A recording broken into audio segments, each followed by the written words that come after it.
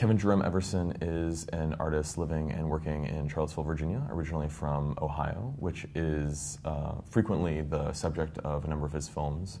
The films occupy a really interesting place between fiction and documentary.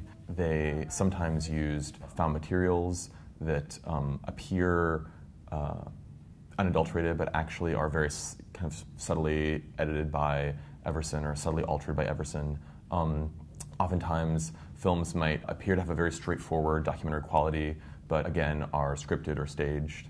And this is interesting because, in a way, it gets back to the very earliest moments of documentary, to a kind of a point when actually scripting or staging of reality was, in a very overt way, was kind of the root of documentary practice as it would begin to develop in the earlier part of the 20th century. For the Biennial, we're going to be showing one of his most recent films, Quality Control, which is set in dry cleaners in Pritchard, Alabama.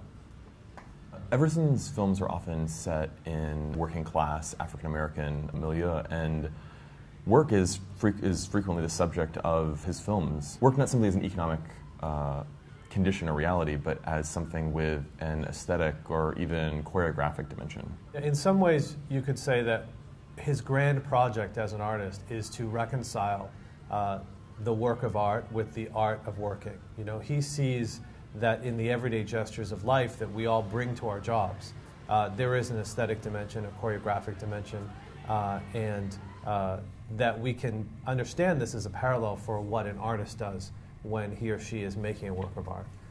And so making things that are like documentaries play with that because, of course, when you're watching a documentary or a film, not only are you watching the subject of the film, whatever's depicted on camera, you're, of course, watching the activity of the filmmaker, him or herself.